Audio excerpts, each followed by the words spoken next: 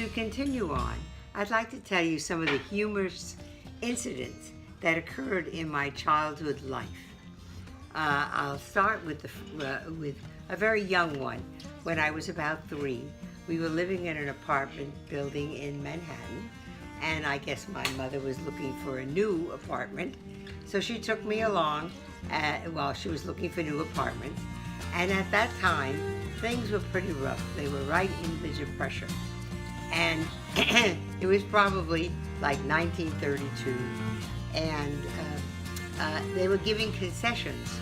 If you took an apartment, they would give you 3 months concession, 6 months concession, if you took a longer lease.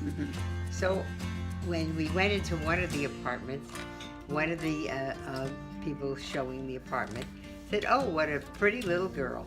How old are you?" And I stood there and I said, "I'm 3 years old and 4 months concession." and and that was one of the funny things that they said they did. Then when I was still around 3, my mother had her tonsils taken out. So as the doctor recommended, since she was having it taken out as an adult, she'd go up to the Catskill Mountains and to one of these beautiful resort places. But it was early. School was still on, so it wasn't really crowded, but it was a small group of people staying there. And my brother Charles, who was in the 2nd grade, he stayed with my Aunt Betty so he could go to school. And we went up for about 10 days. And there was no children, there was no one. I had no one to play with. I wandered around this hotel, and my mother had to rest, and she let me wander. And I would go into the dining room, and in the dining room they would set up all the settings for the lunch, if it was lunch or dinner, and they put out a piece of cake, a lemon cake that I could still taste. At the side, the roll, and everything for each setting. And I just came up to about the top of the table, and I went over to one of them, and I took the lemon cake, and I ate it, and I loved it. And I can, as I say, still taste it.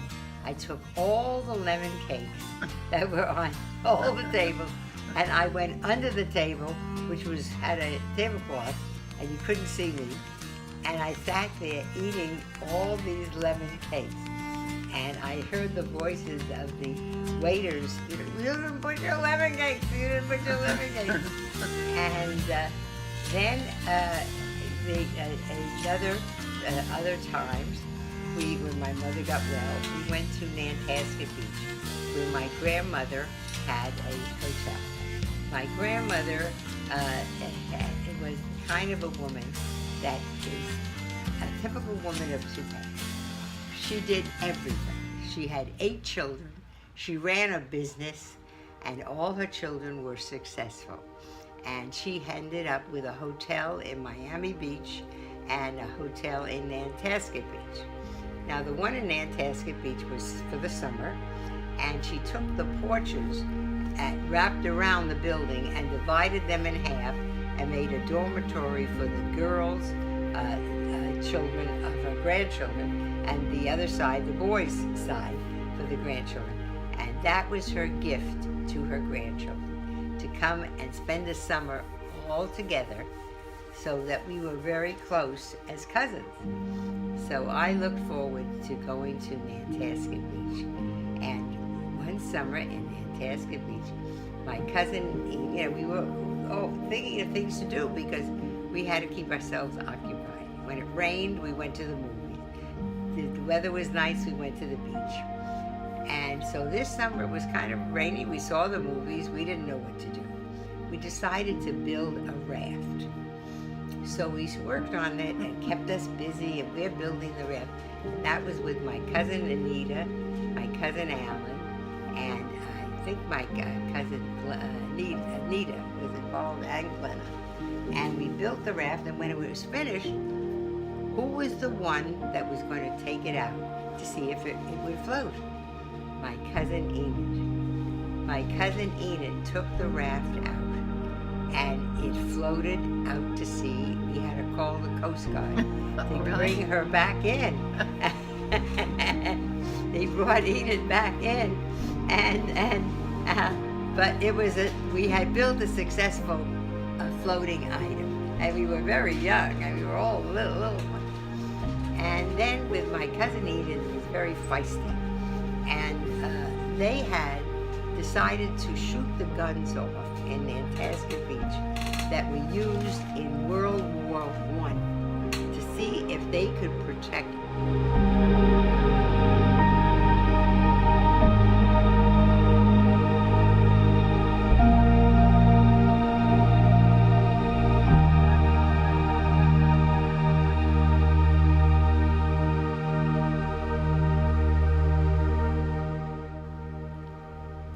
Okay.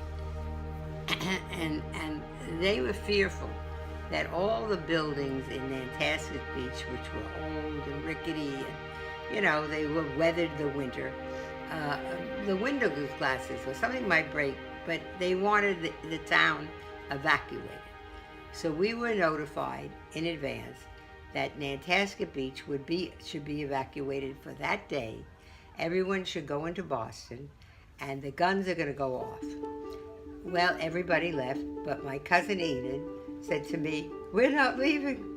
And I said, "Okay, we're going to stay." She says, "Let's make believe we're sick." So we put pajamas over our clothes, and we got into bed, and the commandos came through the hotel, making sure that everybody was out before the guns went off. And Enid and I are sitting in bed saying we're sick. So the commandos immediately called an ambulance, and they took us to the base up on one of the forts up there. And we're in there, and they say we got pajamas and clothes underneath, you know what I mean? And so we got to the base, and they were taking us into the hospital. We said, "Oh, we're fine now. We're fine." We took off the pajamas and we're dressed. They said, "Well, would you like to stay for the dance tonight? There's a dance there." So Edith said, "Of course. We're dressed. We're going to stay for the dance." And I was only like about 11 years old, and I could dance for 12 years old. But I tried to act. She put makeup on me, and she tried to make me look like.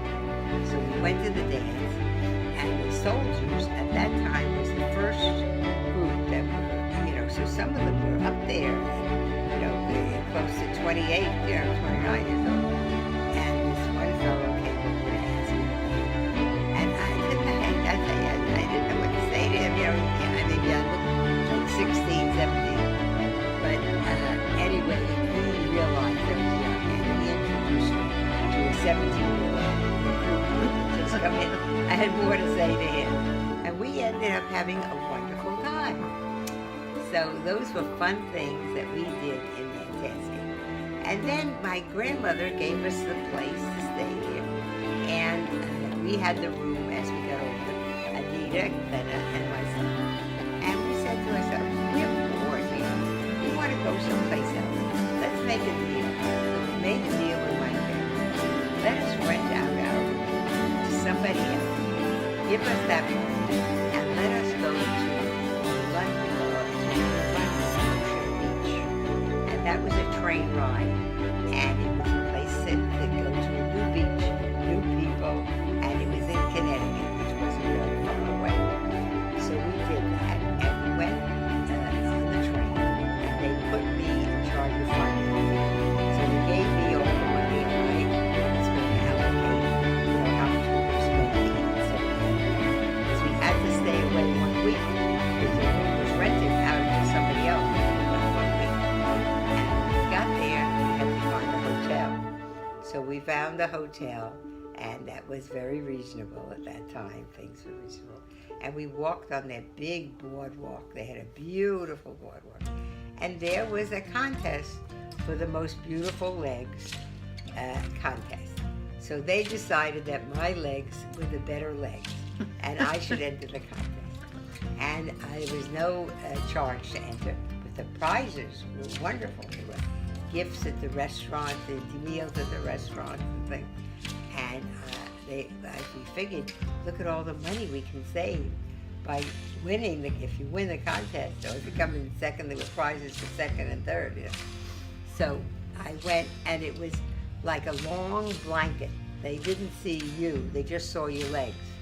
And you walked down, and they had a number on your side of your leg, and the judges, picked. So I went in, and I won. So I won a dinner for here, on the beach there at different restaurants, and that kept our finances down. We had, when we weren't dipping into our money. So we ate at all the different places, and it was time to come back. So we got back on the train, and I said, my God, we have so much money. We went into the club car, and we ordered everything in the club car, because we had so much fun. So we had a lot of fun together, my cousins and me. And the way we worked it in the summer, if somebody would ask us out, we said, you have to get friends from our cousins. So if I got a date, I said, you have to bring 2 friends for my cousins. I'm not going out on a date with you unless my 2 cousins go. So this one fellow asked me out, and I said, you have to bring 2 friends. So Anita was the kind that she had to have first pick. If she didn't get first pick, we had a miserable time. So she got first pick, and she picked the better guy. And Glenna, who was a good sport all the time, got a fellow who was shorter than her. And that was her one phobia. She never wanted to go out with a short guy. So Glenna, the entire time, walked like Groucho Marx. She bent her legs, and he says, "Is that the way she walked?" Yes, this is the way she walked, because she this is her walk, and she kept in character the whole time. Well, this is the way we worked it with Glenna, Anita, and me. We would spend one vacation in New York, where I lived in Forest Hill. Another vacation that would come up, we were out of school, we would go to Providence, and another one we would go to Boston. So usually the Christmas vacation, they came to New York because there was so much to see in Manhattan, in the city. And I lived in Forest Hill, and the subway was a nickel, and 20 minutes you were in Manhattan. So they came in, and we all had nice fur coats at the time. I had a Persian lamb, and Anita had a Somali leopard, and Glenna had a beaver. So we really looked nice, we looked nice. But the weather was so bad, rainy at that time, we didn't want to spoil our coats. So we had the closet full of old coats. So we put the old coats on to go into Manhattan to see a Broadway show, and have a lovely day in Manhattan. As we're walking out of the subway, there's a huge mirror, and we look at the mirror and we say, we look like we just got off the boat because we're in these old coats. So I said, let's act like we just got off the boat. See if we can do it. And Glenna, from Russia, and she put on a Russian accent, and we started to just behave like people that had just come off the boat. Anyway, we decided before we went into the play, we would go into the drugstore and get candy bars to eat in the theater. And we're in the drugstore, and we're acting, like we just got off the boat. And the manager of the drugstore came over, and he said, "Oh, are you new arrivals?" And yeah. And I said, "Oh, I speak a little English. I will translate." Yet they don't understand candy bars. I'm trying to explain what's inside the candy bar. And this man said, "Please, I want to give you, as new arrivals, welcome to the United States. Here, take this one." Then they would break it open and take a bite. Nom. Oh, I don't know if we like that. Then he would get another one. Break it open. Oh, no, we don't know if we like that. And meanwhile, the poor man must have given us 15 candy bars. So we had all our candy bars, And we went into the theater. All right, when we had such a good time. What play did you see? Do you remember? Well, we saw a play. It was called Ada Lucazza, and it was a wonderful, wonderful show. And I remember it distinctly. We enjoyed it. And at the time, the Broadway show ticket was $1, and that was standing room only. So you paid your $1 and you stood in the back. And when the show started, you took an empty seat. So Broadway show was $1, and that was the good old days. And then we came home, and my mother said we were invited to this beautiful party that somebody was giving, and they left a message with my mother. And I said, "Oh, we got a party to go to tonight. I'm taking the two of you." So we went, and everybody knew everybody, and my two cousins are sitting there like wallflowers. So I said, we were so successful with being immigrants. Why not continue this? So I went over to some guys that were good looking and tall, and I said, "Would you like to meet my cousins? They just came in from Russia." And they said, "Russia? Oh, of course." So they came over, and they had somebody's attention coming over to them. And this one fellow took a liking to Glenna. And Glenna was he tall? What's that? Was he taller than her? He was tall and good looking and everything, And he liked Glenna, and they started a correspondence. And she would write it in broken English and everything like that. And he wanted to come to Providence to visit her. And he said he's coming. So Glenna made her parents act like Russians, and they made a Russian dinner, and he came and to visit her, and she couldn't break the lie, because the lie was embedded there, So he came, and they served vodka, and they had all the Russian thing, but Glenna's parents were the kind that would go for that. They were the ones that would. Yeah, talk about Glenna's parents. Well, Glenna's parents were fun. I happen to have always loved going to Providence, and it was a train ride from New York, and they felt very safe putting me on the train because they would pick me up at the end at Providence. And I sat down on the train. I was probably about 13 or something.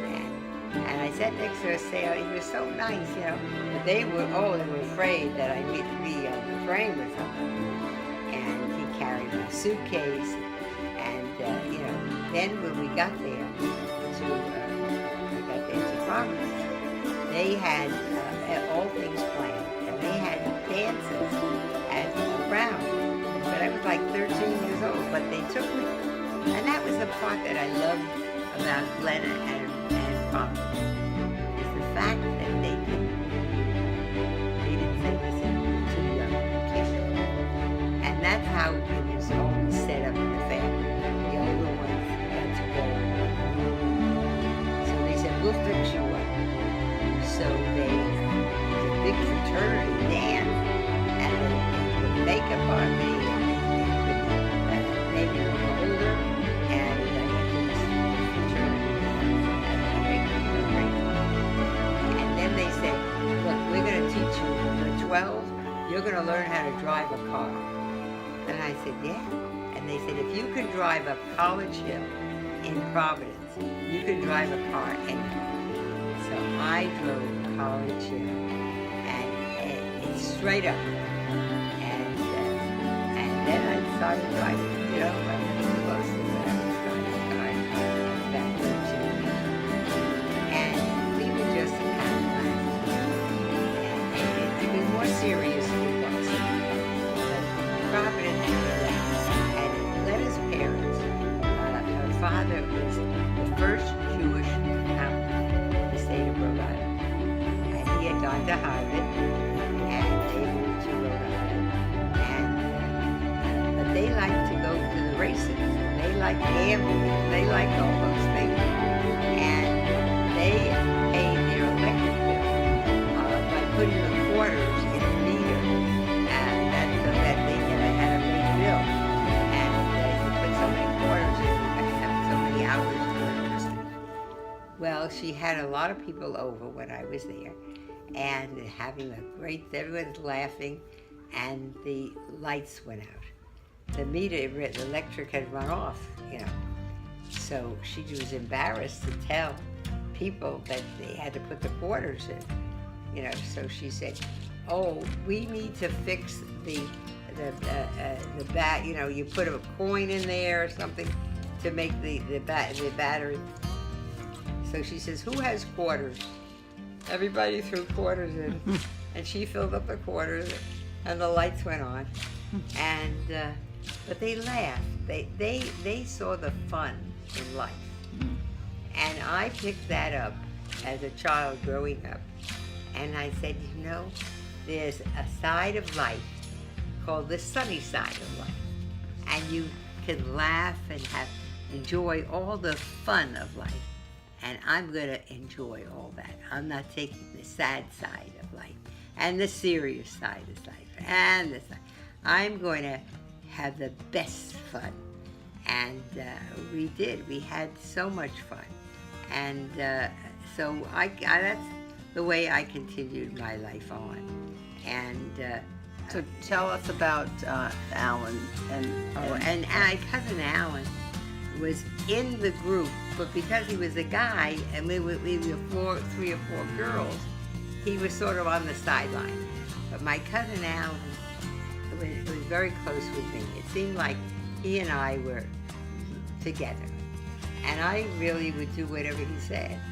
So we were on a flight of steps, and that was at the hotel that was steep. And he said to me, "Joyce," they called me Joycey. "Joycey, you want to fly?" I said, "Yes."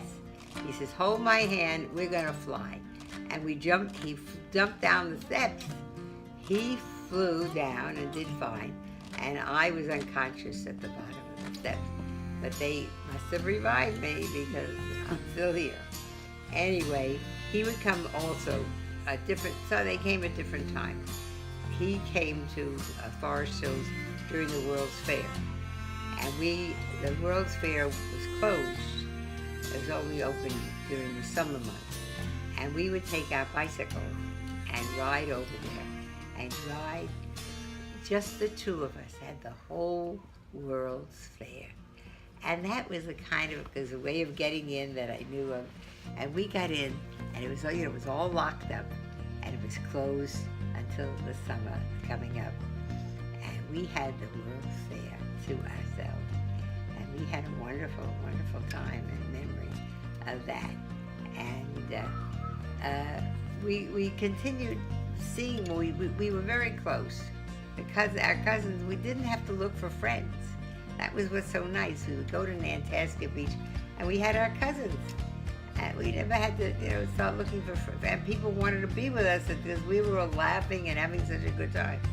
Because we wouldn't go out unless they had dates for the other ones, and so one of us always had a date, so they brought friends for the other two. So the one time, this fellow was from Worcester. He was in the meat business, and he said, if you go out with me, my father's wholesale meat. Meat was hard to get. If you'd like a nice steak. So I said, well, get 2 friends from my cousins and I'll take the steak, and so he did, and I think their name is Jacob. And so if in the event we didn't like the guys we went out with, we laughed ourselves. We had such a good time, the 2 or 3 of us, that we didn't, it was unnecessary. If they were really nice, we liked them, that's fine, but it didn't have to be. So that made it even better because nobody said, well, I don't want to go out with him. I think we should start going. Yeah, Larry, it's after 12. I think we should go. Okay.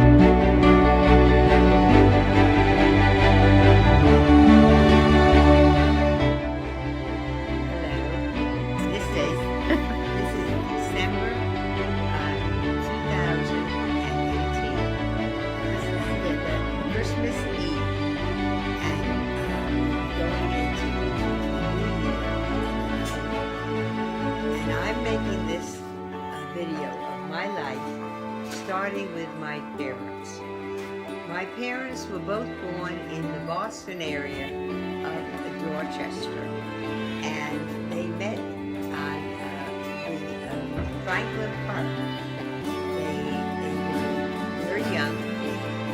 My mother was 17, and my father was also 17. 6 months apart. My mother was 6 months apart.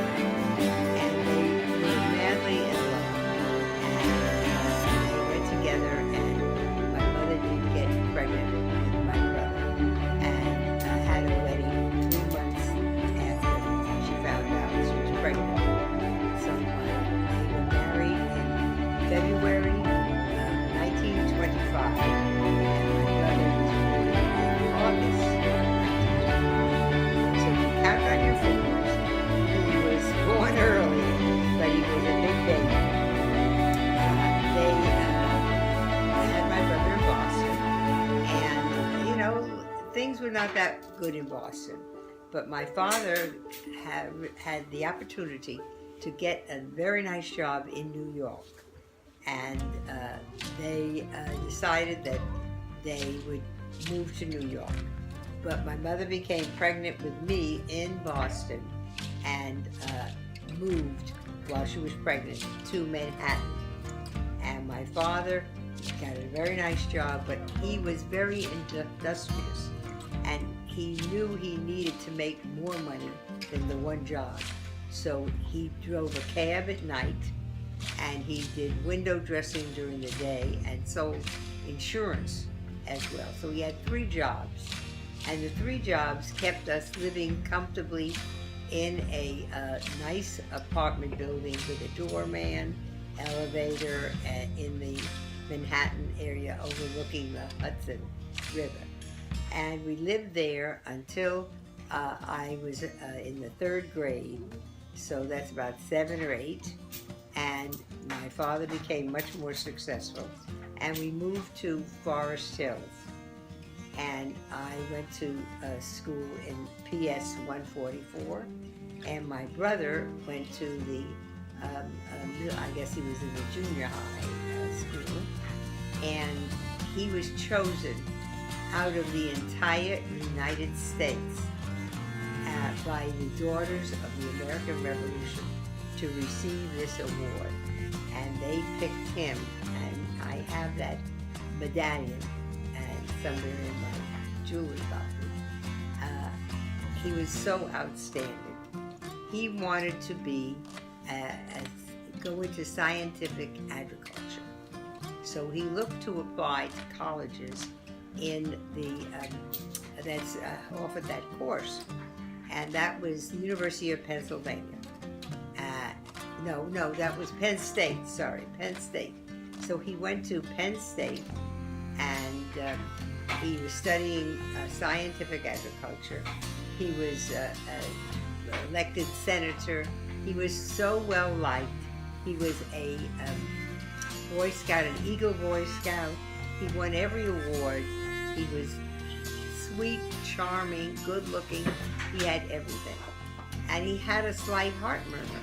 So when he went for the exam for World War II, he was a very patriotic person, very patriotic. The doctor said, "You have a slight heart murmur," and he disqualified him, which only upset my brother because he was so patriotic that he went down and volunteered into the Navy.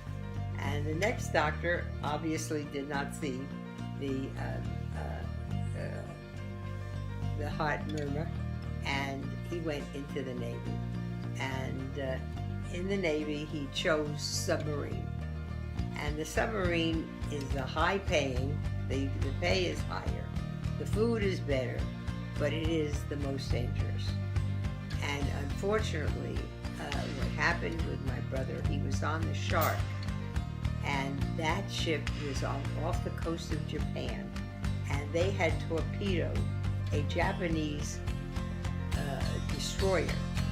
And in the water, when they looked through their telescope, they saw American faces, because in the hull of the ship, they were bringing prisoners. They were transporting prisoners. They were American prisoners. And everything on a submarine is volunteer. And they volunteered to come up to topside to pick up the guys that were floating in the water that were alive. And a Japanese plane came by and dropped a bomb on them, and they still had torpedoes and blew everybody up. And that's how my brother ended his life, giving his life for his country, and also seeing the fact that if they could save one American life, they would give up the security of staying down under to come up to pick up these guys. And of course, this destroyed my family. This was the most destructive thing that ever happened. And my father at that time had his own advertising agency in New York. We lived in a lovely place in Manhattan, in the Forest Hills, Forest Hills. And I understand the value of that is like $3 million now, the place that we had, our home there. And but then it was very inexpensive. And when the boys were coming back from after the war, my father, he couldn't take the fact that his son didn't come back. So my father said, we're moving to Florida. He gave the advertising agency to his brother-in-law, who he was supporting, and left $1,000 in cash in the drawer for working capital. And of course, they never paid the $1,000 back, and they never, they went on. He went on. He was very successful. All the accounts were excellent. He had White Rose Liquor for to do their windows, and the window display was mostly what his advertising took place in drugstores. And we came to Florida, and I started the University of Miami. And I had been accepted at Brown, and I wanted to go to Brown because to me that was, a nice place to go to school. And my cousins that lived in Providence had all gone to Brown, and I looked forward to also going to Brown. But I couldn't leave my parents. They were like, when you look at somebody's eyes and you see that there's no sparkle, there's no, and I knew it was up to me to live for them, for both my brother and me. And my parents had said that if anything happened to me, they would commit suicide, that life would not be worth living. So I knew I had to stay near them. The University of Miami was a wonderful college. It was fun, it was easy, it was like a review of high school, because the New York high school system was extremely difficult, and the University of Miami was extremely easy. So I had a date for breakfast, a date for lunch, and a date for dinner, and I was having a wonderful time, making straight A's and having a good time. And I never knew that my father started gambling to get this heartbreak out of his system. He had come down to Miami after he sold the house with maybe $75,000 in cash. Because don't forget the house that we had, we only got like about $40,000, and which then was high, And he gambled it away and lost everything, and he was down to nothing. So he said to me, "You cannot go to school anymore, but give me 2 years, and I will build myself back up. That you can go to any school in the whole world." And I said, well, we'll see when that happens. So I did not return to the University of Miami, so I had just 1 year at college. I went to work, and because I was into zoology and had chemistry, I started working for the different doctors on Lincoln Road. And I was in a lab, we were doing tests and urine analysis, and then I worked for a gynecologist, and I worked for a surgeon. And then I came around to a dentist, and why I left these different doctors was fact, in the elevator in the office building, they say my girl left me.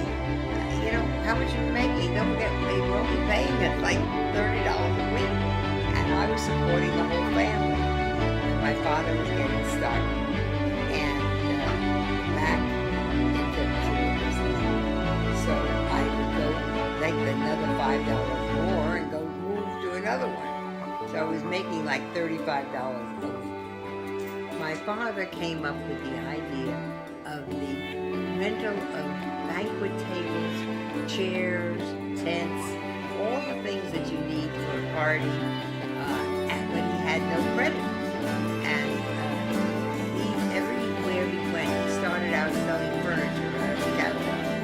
And the places that we want a dozen of these folding chairs, because when we have a meeting or something, we need these extra chairs. And he said, you know, people need these chairs for an occasion. Well, if he got a carload of these chairs from North Carolina, it cost him $1.25 a chair. But he had no credit and he had a big cash. So the only one that loaned him any money was my Uncle Al. And the woman that lived in the apartment that we were living in did not take any rent.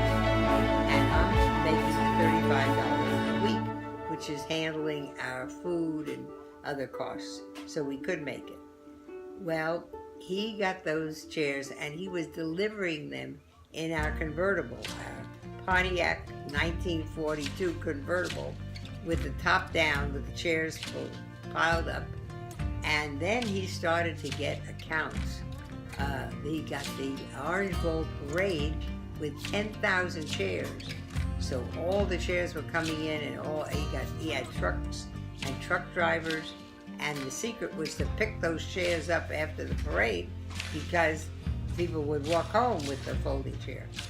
Then when he rented them, he rented the chairs out for, in the beginning, for about 50 cents a chair.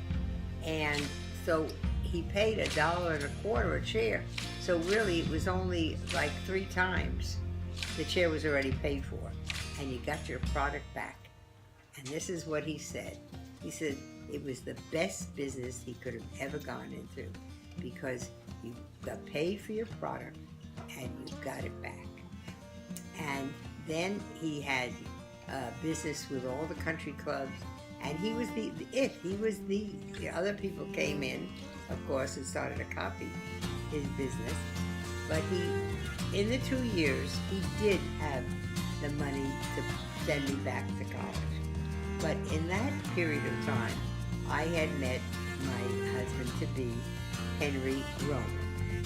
And I met Henry Roman when I was working, and my sorority sisters from Iota Alpha Pi would take one room at a hotel for the weekend, you know, for Saturday night. And all the girls would come in and crash. You know, we all slept on the floor, one room. So it wasn't much to spend on a room. And so we were living in the Miami area, and I came over and spent the Saturday with them. But one of the girls, and I crashed with them, was coming back on Sunday, and I needed a ride to get back to the house because I was working as a dental assistant for Max Tendrich at that time. And so this girl that was going to give me a ride said to me, I want to go to the dance at the Y on West Avenue in Miami Beach, and meet me there at 10 o'clock, and I will leave because I want to get out. I want to leave early. I said, fine, I want to leave early too. So around 9:30, quarter to 10, I went over to the Y, and as I'm walking in, this man named Henry Roman, which I didn't know his name at the time, we walked in together. And he said to me, are you going to the dance? I said, I'm going to the dance only to meet my friend who's leaving at 10 o'clock, as she said, and we were going, and she was taking me home. And that was it. So he said, would you dance with me? I said, well, I don't think so because I'm going to be leaving right away. We went inside, and my friend is dancing with some man, and I had to get across the dance floor, so I didn't want to walk across the whole dance floor. And Henry Roman came over to me again, and he said, would you like to dance with me? And I said, yes, if you will dance over to this woman that I have to speak to. He said, fine. So we danced over to her, and she said, well, I've already told another woman that I will drive her home. She's dancing on the other side. See if she's ready to leave. So I said to him, can you dance over to the other side, and I will ask her if she's ready to leave.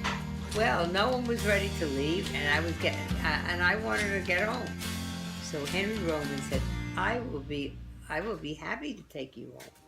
And I really didn't know him, and he just had met, coming in.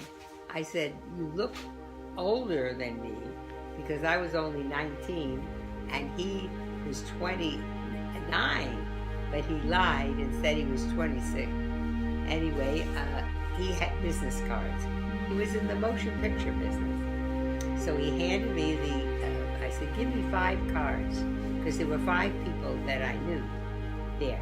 So he gave me 5 cards, one I was going to keep myself. And I went over to 4 of them, and I said, I'm going home with this man. Here's his card. If I'm murdered, raped, or found dead in the street, he did it, because he took me home. Well, of course, somebody saying like that, he would, say, look, lady, I'm taking you home. But he wanted to be with me. So he took me home, and he asked me for my phone. And I said, I gave it to him. But truthfully, I didn't even remember who he was, because I had a headache, and I was tired, and I was upset that this woman friend said she was going to go at 10 o'clock, and she didn't keep her word, and I said, because I had figured I have to get up in the morning and go to work for the dentist, Max Hendren. Anyway, he calls me, and I said, who are you? He says, I'm Henry Roman. I took you home last night. And I said, oh. He said, would you go out with me some night? Like and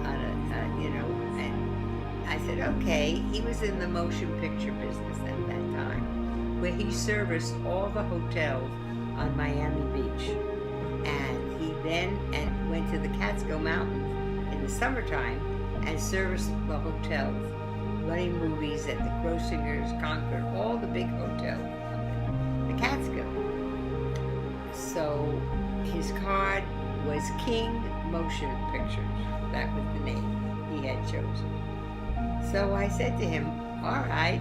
And when somebody asked me out, because I had been dating at college Sam Luby from Luby Chevrolet, and when we went out, we went to a nightclub, either the Copacabana or the Beachcomber, to see a show, I said, fine, I'll go out with you. Let's go to the Copacabana. And he wasn't really used to a girl on a first date going to the Copacabana. Anyway, we saw the ink spots, and they were really wonderful. It was a memorable time, and he was very nice, and he said he thought that I was kind of a gold digger, but that was the way people dated at that time. I wasn't really a gold digger. And so he said to me, I'd like to take you out again, but I'd like to take you to one of the hotels where I'm running a movie. And of course that was free. There was no money invested. Would you go with me? Come to the hotel. I said, fine. I like watching movies in a hotel. So he saw that I was not the kind of a person that really wanted to just spend money, on a date. And I went to the hotel, and I saw how the hotel owners really liked him so much, and the movie was fun, and he showed the movies outside, either around the pool, and it was so nice and pleasant on the beach. And then we started dating, you know, and we went to all the different places. Mainly, I would go with him on a date to the hotel because that was his business. And of course, to me, that was nice. And we'd go out to eat on the beach. And in those days, you didn't have premarital sex. So usually you had an engagement for a few months, and then you got married. You know, you got to know the person. So he was going up in April to the Catskill Mountains, and we had met in December. So he said, I'd like to get married before I go to the Catskill in April. So our wedding was April 10th, 1949. And we had the most beautiful wedding at the Bonnie Plaza Hotel with everything that I loved and liked. Lamb chops with the little white things at the end, and the service with the white clothes, and the band came from the back, and it was beautiful. And all through our relationship at the beginning, his best friend, Eddie Litton, from Rice, who was with the National Geographic, and Eddie would come and film us at different places that we were. And he put that together as a wedding gift. And he also filmed the entire wedding where Rabbi Laren married us. And he never allowed me to film after that because it was a distraction because Laren. And meanwhile, I have the whole film, you know. And we went on our honeymoon, a road trip all the way up to the Catskill Mountains, stopping along the way in different places that I had never been because I never drove down from up north. Oh yeah, I always took the train and made any other trip by car. And we got up to the Catskill Mountains, and we would stay at a nice hotel, and they would serve you lunch, dinner, breakfast, and then they had shows every night, the band, and in the Catskill Mountains, he was running 20 and 30 shows a night up there. I mean, this is the way he was making his money.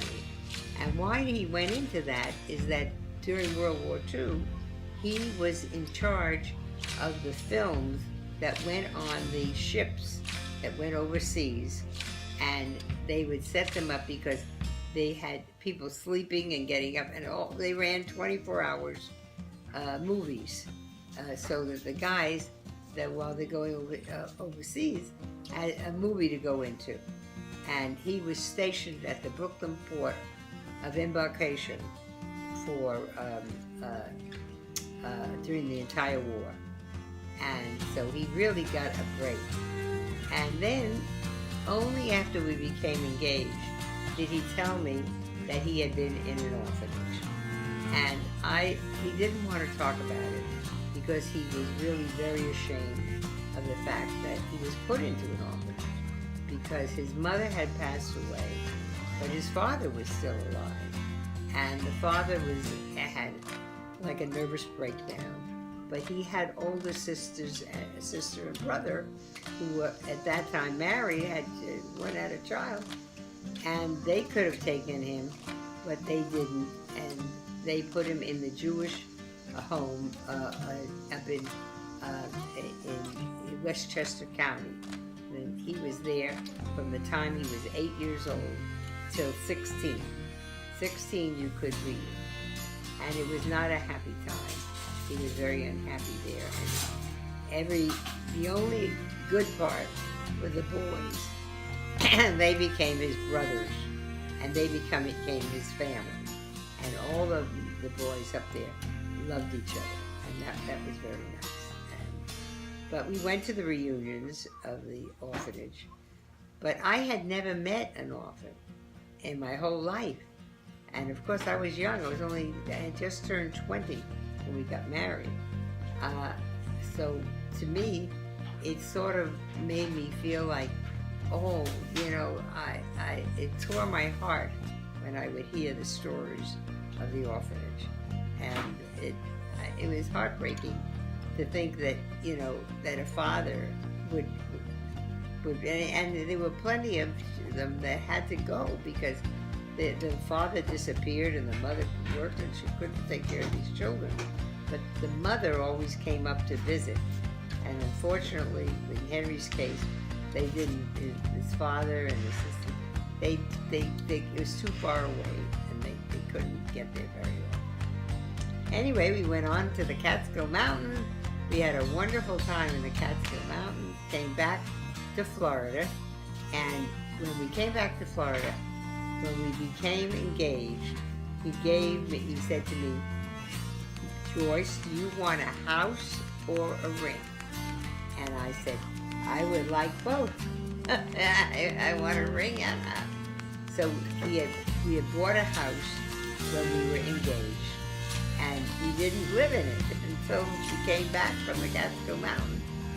And we came back to our house, and we decided that we have the house, we're going to start our family. So I started, I got pregnant right away, and he's running the movies at the hotels in Miami Beach, and I'm playing house.